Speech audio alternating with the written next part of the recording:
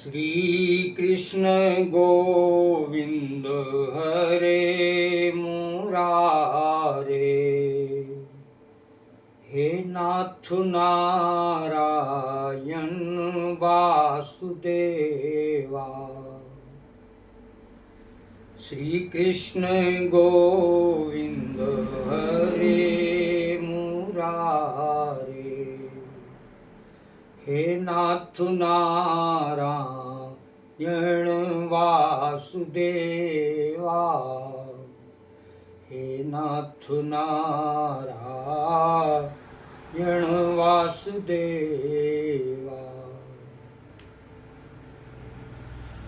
सभी श्रोता भाई बहनों को मेरी ओर से जय श्री कृष्ण, राधे राधे। देखो, जीवन में कथा सत्संग बहुत जरूरी है। उससे मनुष्य को जुड़े रहना चाहिए। लेकिन आज मैं आपको कथा से निकले हुए कुछ मूल तत्व भगवान नर्मदेश्वर नाथ की प्रेरणा से बता रहा हूं। थोड़ा सा मेरे शब्दों पर अगर आप गौर करेंगे तो हो सकता है जीवन को कल्याण करने वाली कोई चीज उसमें से मिल जाए।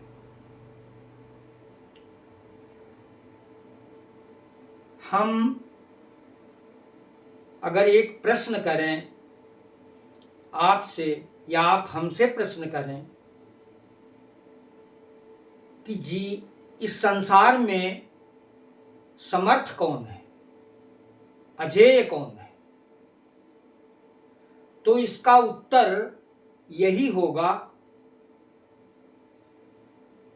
जिसके सामने सभी घुटने टेक दें वही समर्थ, वही अजेय है। तो इसका उत्तर साफ साफ यही मिलता है कि परमात्मा ही समर्थ है और परमात्मा ही अजेय है।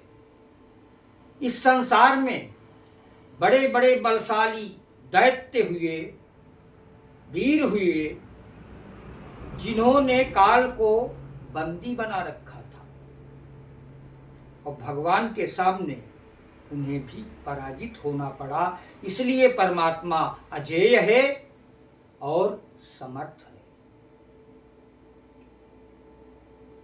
अब थोड़ा सा विचार ये करना है कि कोई ऐसा समर्थ नहीं जो उस अजेय और समर्थ परमात्मा को पराजित कर दे।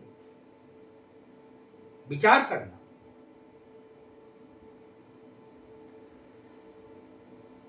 तो ऐसा भी है, काल का ग्रास महाकाल कर लेता है कभी कभी। काल महाकाल को भी डरता है। एक बार एक बालक को लेने के लिए काल आया तो महाकाल प्रकट हो गया और उसके छाती पर एक लात जमाई। वो थर-थर कांपने लगा, हाथ जोड़कर खड़ा हो गया, घबरा गया। तो महाकाल ने कहा, ये बालक मेरे आश्रय में, आप वापस लौट जाओ यदि अपनी खैरियत चाहते। काल हाथ जोड़कर सिर झुकाकर कांपता हुआ वापस चला गया। अब आप विचार करें कि काल कभी मृत्युलोक में आता है तो खाली हाथ नहीं जाता, जिसे लेना होता है लेकर ही जाता है। लेकिन आज महाकाल ने काल को वापस होने पर विवश कर दिया। आप लोगों ने पढ़ा होगा, सुना होगा, उस बालक का नाम था मार्कंडेय। अब महाकाल को जो अपने बस में कर ले वो कौन है? तो मैं आपको बता रहा हूं, वो है भक्त, वो है भगवान की भक्ति, जो महाकाल को भी अपने बस में कर लेती है और जो जो आदेश करती है भगवान वही वही करते हैं। गोपियों ने एक बड़ा सुंदर भाव प्रस्तुत किया। भगवान से कहा कि नचाए हैं तुमने ब्रह्मांड सारे, मगर अब तुम्हें हम नचाया करेंगे। विचार करिए,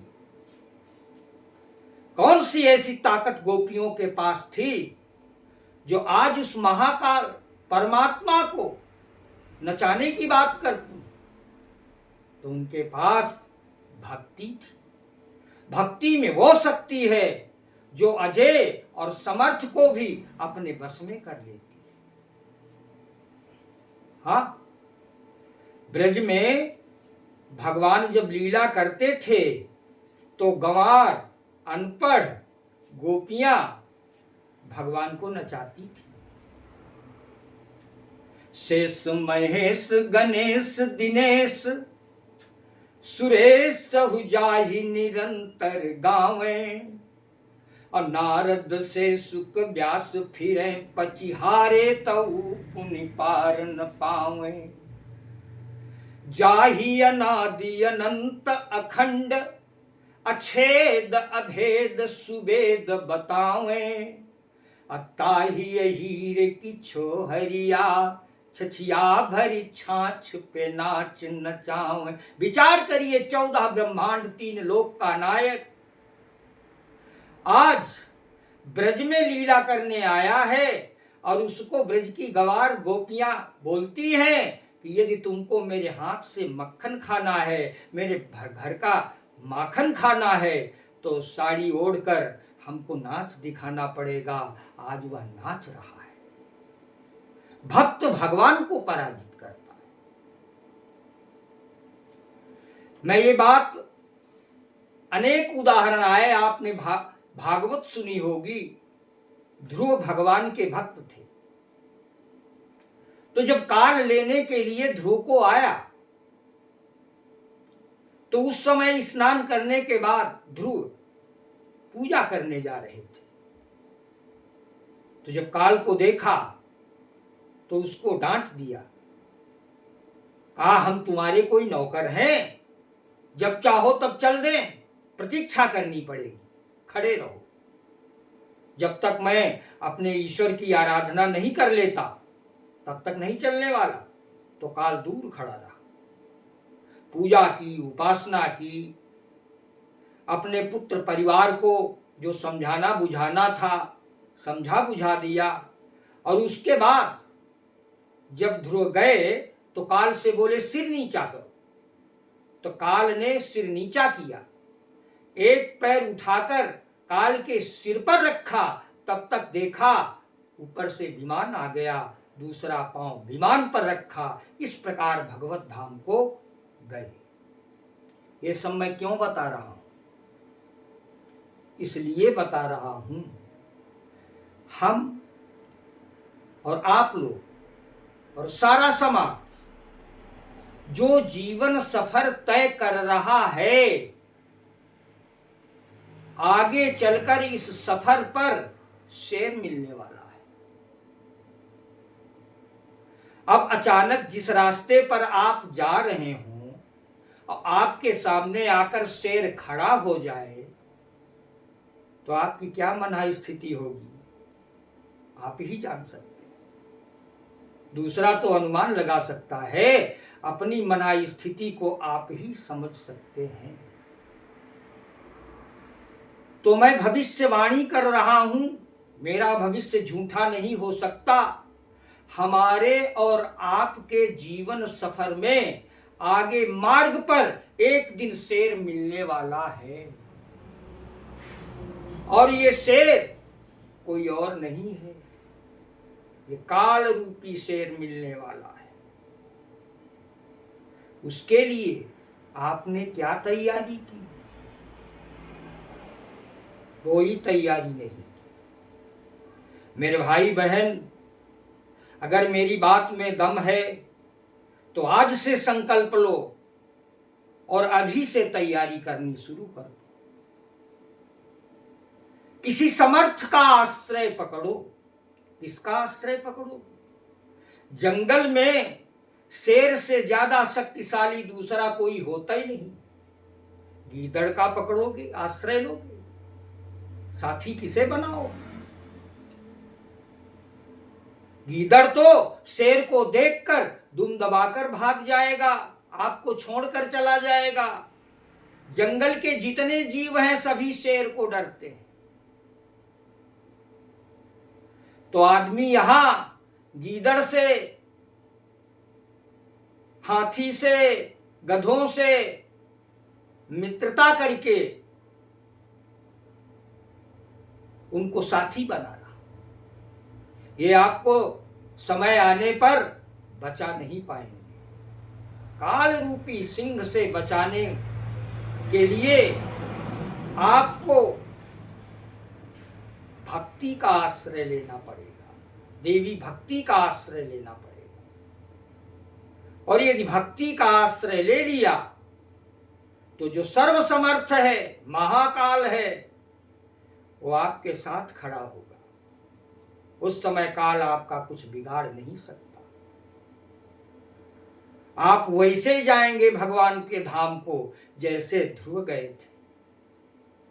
इसलिए इस जीवन में, इस संसार में जीने के लिए अन्य कार्य जितने आवश्यक हैं उतना ही आवश्यक है सत्संग। मति की रति गति भूति भलाई, जो जे ही जतन जहां जब पाई, सब समुझब सत संग प्रभाऊ, लोकहु वेद न आन उपाऊ।